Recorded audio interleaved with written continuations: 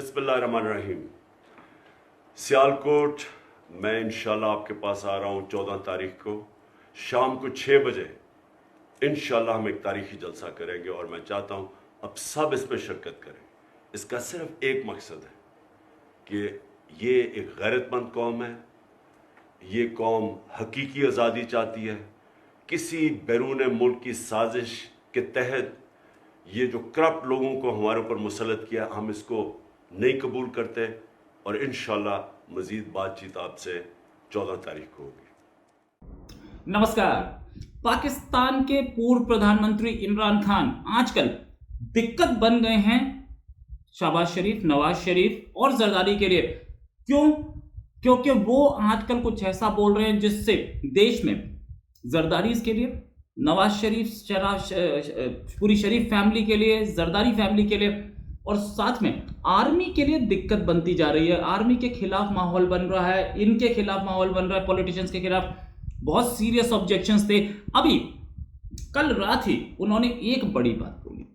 ये बड़ी बात क्या थी मैं आपको बताऊंगा। साथ में मैं आपको ये भी बताऊंगा कि वो कर क्या रहे हैं, what he is up to, और वो चाहते क्या है कि क्या हो। उससे पहले अगर आपने अब तक इस चैनल को सब्सक्राइब नहीं किया है तो प्लीज सब्सक्राइब का बटन दबाएं, साथ में बेल आइकन दबाएं ताकि आपको हमारी लेटेस्ट खबरें मिलती रहे। अब आते हैं इस खबर पे वापस।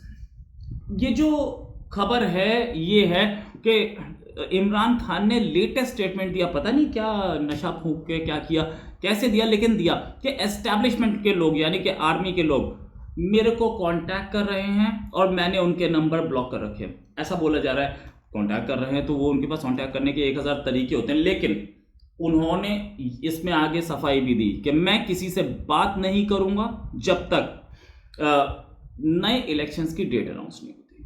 जब तक नए इलेक्शंस की डेट अनाउंस नहीं होती, इसका मतलब यह है कि आप नया इलेक्शन कराएं तब होगा। साथ में फॉरेन बैक्ड गवर्नमेंट बताया, यानी कि विदेशी साजिश वाली सरकार। यह भी बोला कि पाकिस्तान पे एक न्यूक्लियर बॉम्ब डाल देते वो ज्यादा अच्छा था, लेकिन पाकिस्तान में इन लोगों को पावर में लाने का मतलब कि पाकिस्तान दूसरों की फॉरेन कॉन्स्पिरेसी के हाथ में चला गया है। ये भी बोला कि ये कॉन्स्पिरेसी पहले से पिछले साल जून से हो रही थी, मुझे पता था लेकिन मैं कुछ नहीं कर पाया क्योंकि ये कॉन्स्पिरेसी फॉरेन से हो रही थी। इनकी जो गेम है, इनका जो तरीका है बोलने का और जो वो बोल रहे हैं बहुत ही सीरियस इशू है। सीधे सीधे नफरत पैदा कर रहे हैं ये शरीफ के लिए, जरदारी के लिए और आर्मी के लिए। और आर्मी को तो खैर खुले हम लोग अब गाली दे ही रहे हैं, सड़कों पे, चौराहों पे, ट्विटर स्पेसेस में। हालांकि कुछ इमेज कम होती दिखी है इमरान खान की फॉरेन नेशनल्स यानी कि ओवरसीज पाकिस्तानीज में। बाकी जगह इमेज अब भी बेटर हुई है। ये पहले बोला जा रहा था कि फोटोशॉप करके फोटोग्राफ्स दी जा रही हैं और लाइट्स को ऊपर कर दिया जाता है ताकि ऊपर से दिखे ना ड्रोन को, और ज़्यादा तेज लाइट्स के बीच में अपनी भीड़ कम दिखाते हैं। लेकिन अटॉक में जो रैली हुई परसों, उस रैली की जो फोटोग्राफ्स रिलीज हुई वो सामने देख सकते हैं आप। उसमें कहीं फोटोशॉप नहीं दिख रहा है। अटॉक की रैली बहुत जैसे बोलते हैं सक्सेसफुल रैली थी, भीड़ अच्छी थी, अपनी मास बेस दिखा रहे हैं इमरान खान, बहुत क्लियरली दिखा रहे हैं। और इमरान खान धमकी पे धमकी दिए जा रहे हैं कि मैं एक रैली और करूंगा, एक और करूंगा, एक और करूंगा। डेली रैलीज, लगभग डेली रैलीज, ट्विटर स्पेसेस में आना और हर जगह वो अपना वो दिखा रहे हैं, अपना दमखम दिखा रहे हैं, अपनी प्रेजेंस दिखा रहे हैं और अपनी मास सपोर्ट दिखा रहे हैं। डरे हुए हैं जरदारीस और शरीफ्स, दोनों के दोनों। इमरजेंसी मीटिंग तक हुई और इमरजेंसी मीटिंग लंदन में हुई जाके। और क्यों? ये नवाज शरीफ को टैकल करना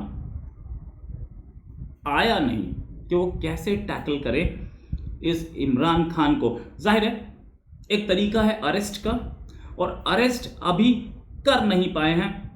खबरें ये है कि एक मार्च का अनाउंसमेंट करेंगे इमरान खान, इस्लामाबाद तक की मार्च, और उसके बाद अरेस्ट होगा। कहा यह जा रहा है कि 1 हफ्ते 2 हफ्ते में ये काम हो सकता है, लेकिन अभी तक नहीं हुआ है। दूसरी चीज, नवाज शरीफ का एक डिसीजन जो सामने आ रहा है वो ये है कि नवाज शरीफ वापस आना चाह रहे हैं। उनके वापस आने का मतलब हो सकता है कि वो इलेक्शन में कूद रहे हों। ये भी हो सकता है कि वो आकर के कुछ स्क्वायर अप करें अपनी positions in relation to Imran Khan. हो सकता है वो 10 चीज़ें करें। ये डिसीजन हो चुका है कि इज कमिंग बैक।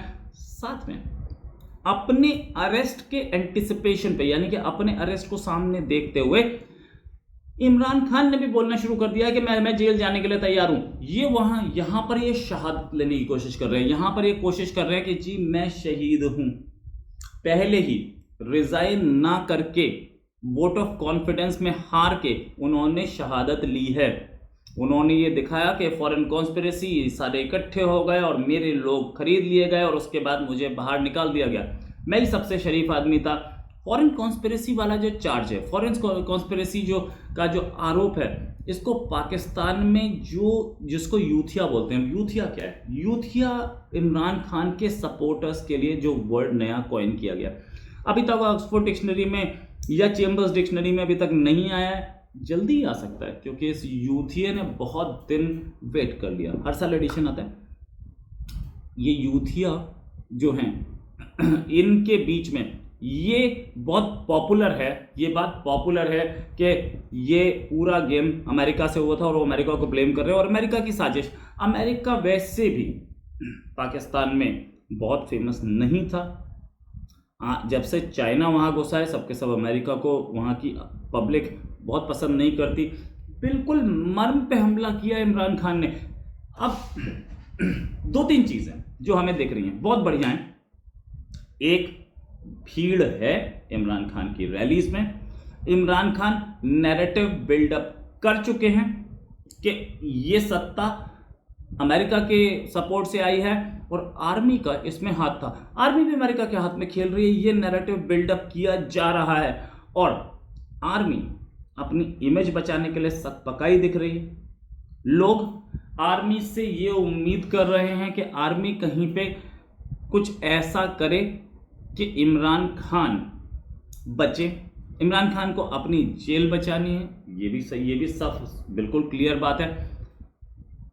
ये इमरान खान ने अटॉक की रैली में बोला। इनफैक्ट वो एरिया, ये जो पिछले 2 रैलीज हुई हैं उसमें डिफेंस फोर्स के लोग ज़्यादा रहते हैं और वहाँ पे अगर भीड़ आ रही है तो इन्होंने ये भी डेमोन्स्ट्रेट किया कि डिफेंस फोर्सेस की जो फॉर्मर डिफेंस पर्सनल या करंट डिफेंस फोर्सेस वाले लोग, उनकी फैमिलीज इनको सपोर्ट करती हैं।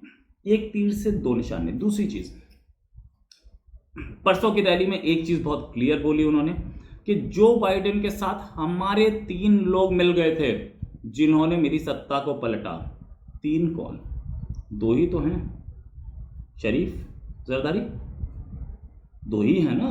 एक तो या तो नवाज शरीफ बोलिए, शहबाज शरीफ बोलिए, जरदारी बोलिए, इसमें मौलाना फजलुर रहमान भी आते हैं और आते हैं जनरल बाजवा।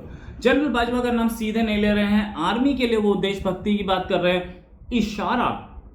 इशारा उनका जरदारी, शरीफ और बाजवा पे था। ये बात बहुत क्लियर है। साथ में उन्होंने ये भी उनके लोग प्रोजेक्ट कर रहे हैं कि 3-4 साल से अमेरिका में एम्बेसडर नहीं था, अमेरिका का एम्बेसडर नहीं था पाकिस्तान में, अब एम्बेसडर अपॉइंट हुआ। तो पीटीआई के लोग ये भी बोल रहे हैं कि यार 4 साल से नहीं था, शरीफ के आते ही एक एम्बेसडर अपॉइंट हो गया, कॉल इट चांस।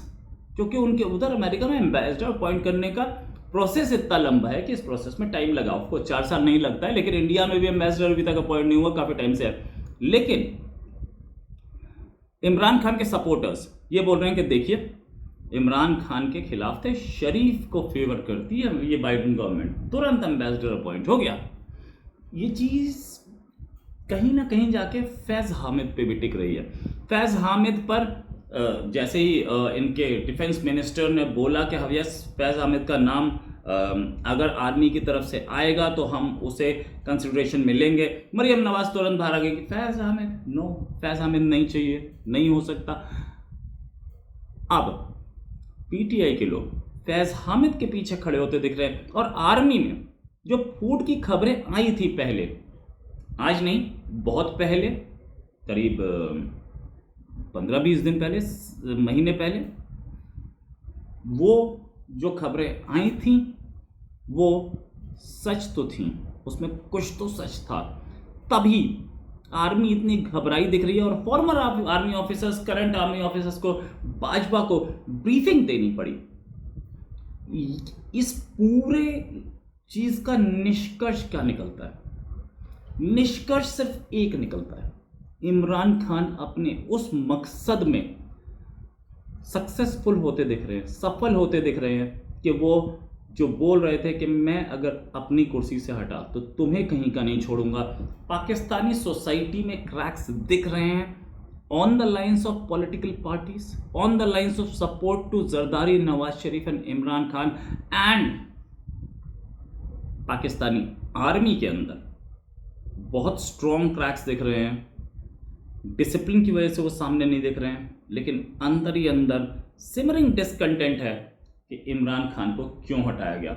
ईमानदार आदमी था, अमेरिका के खिलाफ था और अमेरिका की साजिश से हटाया गया है, ऐसा एक ब्रिगेडियर के ऑडियो लीक, जिसको शायद बाद में डिनाई कर दिया कि ये उस ब्रिगेडियर का नहीं था, लेकिन ब्रिगेडियर के ऑडियो लीक से लेकर के मेजर्स और दूसरे जनरल्स कुछ बातें ऐसी ही कर रहे हैं कि भाजपा क्या करने जा रहे हैं। इसी के साथ एक और खबर के साथ फिर हाजिर होंगे। नमस्कार, जय हिंद।